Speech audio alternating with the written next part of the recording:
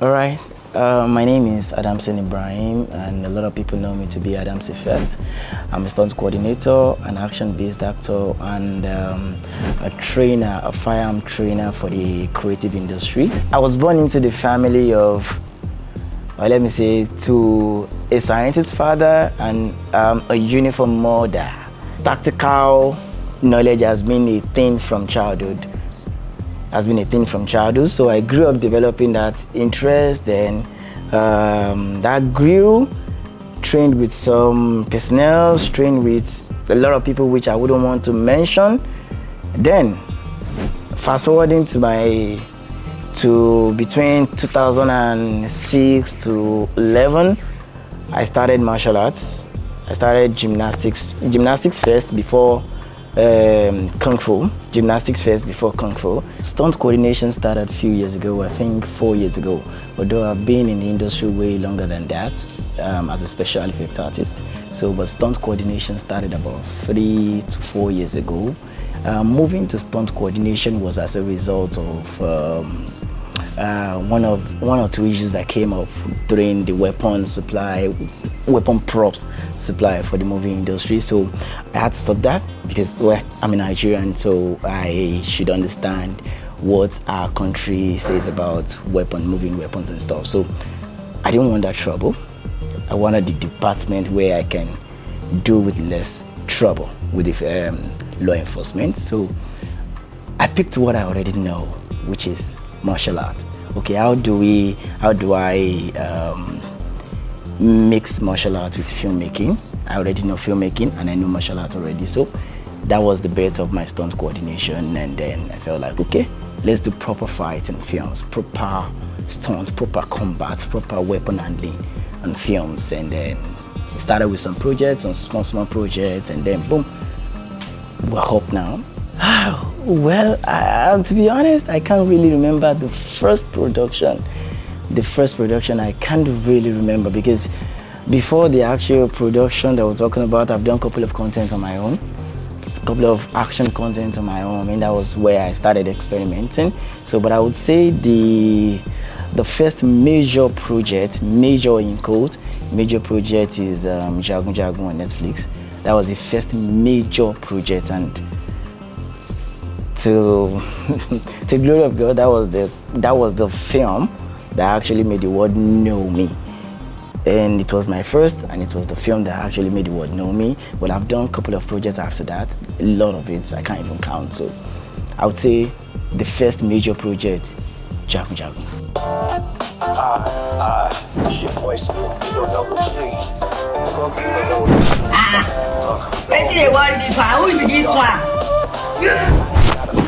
I ain't gotta act. I'm walking with the king.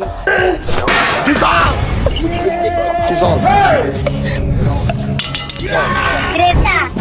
Oh my God! Focused on his word, now my soul's been admitted. Ain't stopping me now. We're just getting started. Every move I make, it's a big dash party. All the reason I shine, no limit to the blessing is love.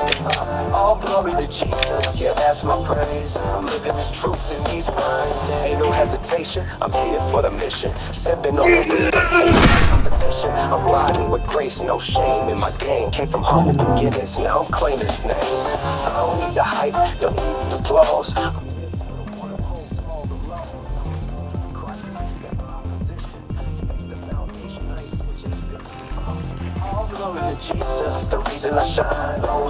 If you're an actor, you should be able to do everything, and that's why you're called an actor.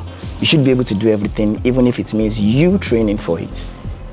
That's my own method. If I'm casting you, if a director is casting you, maybe during a production meeting, if a director is casting you for that particular role as a stunt actor in that film, trust me, you're not getting a stunt double. You will do it yourself, which means you have to go through the training. You have to know the real deal before faking it on screen. If you have to shoot in the film, you have to be able to handle a rifle in real life, which means you must have gone through like 2 months training.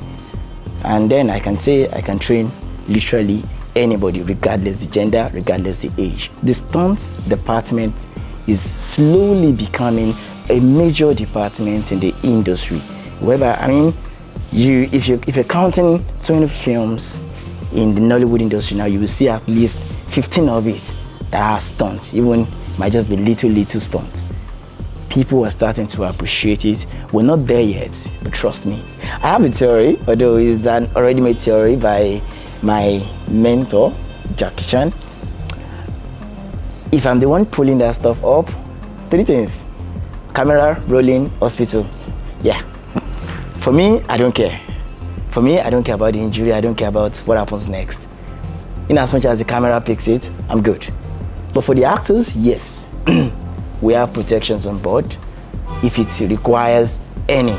Because there are some actors that will tell you, please let me go all out for it. Even if you tell me you want to go all out, we still pad you. Sometimes we use straps. Sometimes we find a way to just protect you. And if I'm choreographing, sometimes I know who I'm working with. That's the first thing. Know the actor you're working in, know the strengths, know the weakness. If I know that, okay, you have one leg, you have an issue in one of your legs, I try as much as possible not to choreograph anything for that weak leg. So I go for your strengths. So I'm not sure there's any actor that has ever complained about serious injury while performing stunts with me, except you just get tired, which is normal. I mean, I can stress your life out. I know that for sure. So for me, but if you're talking about me pulling my own stuff up, I'm sorry, let's just break our neck and continue. The most challenging parts, if you're saying that, I'm not sure any has been, I mean, they're usually of the same level. I mean, danger, they're usually of the same level. If we're talking about the ones from JagunJagun, I fell on the horse stepped on me like several times. I had crack rib cage from that set. I wouldn't say that was the toughest, because I still had some tough injuries after that. I mean, from SOT, Son of the Soil, I fell from a bus. It was looking like I died for like a few seconds in my head. I felt like I died for a few seconds, but then I woke up again. I was fine after like 2 days. That was that. And if you're talking about my own content, I fell from upstairs several times. So when you're talking about the danger, they are usually of the same level. Everything is life-threatening. The only that I have not died in any of them permanently. So on a set earlier 2024, one of my guys almost drowned on set, and it was, I thought it was acting at first, and then this guy didn't come out after some minutes. I'm like, really? Okay, no be acting again. Okay, let's send him, rescue him. Then the guy just came out of the water, and when he came out of the water, I was explaining what happened under the water. He was stuck under the water, and I mean, doing all these things, sometimes we don't even get up to 1 million on a set, and it's always depressing sometimes that, okay, we risk our life, we put our lives for entertainment purpose, a scene that's not up to like 30 seconds. We go on die on top. I think the industry needs to improve on that aspect of it. The industry needs to actually improve on that aspect of it. If you are employing a team, please have a provision for them. Let them understand that, okay, we value your department. We value that department. We don't have 2 lives. We have 1 life like everybody else. Yeah, like everybody else. Only that maybe our life is stronger. Maybe, I don't know. But then we have 1 life just like everybody else. And then once I heard about the news recently where a stuntman died on set, and that was sick. They released the film. Anybody can die, but we are risking our life for entertainment purpose. For the stunts department, I feel the age just started, and it's not ending anytime soon. Trust me, because looking back, it was not a thing. It was not even something someone can be proud of and say, I'm a stunt coordinator. But trust me, I will say it in any interview. I will say it in any interview, be it international or Nigerian interviews. So, speaking of the future, from my end, I don't know about my colleagues, but from my end, I feel a time will come when people would want to willingly risk their life for entertainment, which means there will be a time where we have more stunt coordinators, because right now, I can tell you for free that if you're counting stunt coordinators in Nigeria, I'm talking about professional stunt coordinators, we know reach 10. That's if you're even up to that. I mean, there are a lot of people that call themselves stunt coordinators but are not. I mean, stunt coordination is not just about, okay, I learned taekwondo, so that automatically makes me a stunt coordination. Trust me, martial art and stunt, they are two different things. If you want to be a stunt coordinator, you have to have the idea of filmmaking. It's not just about you knowing taekwondo then saying, I'm a stunt coordinator. I studied martial art. This is my 15th year of doing kung fu. But yeah, I've been a martial artist long before becoming a stunt coordinator. So if you want to tell me things about being a stunt coordinator, being a martial artist, I will tell you the history of martial arts. I've been a martial artist for a very long time, and also I've been a marksman. I know like a lot of things about weapons. I was literally born into weaponry.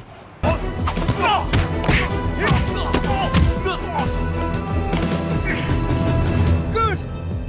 Game's over.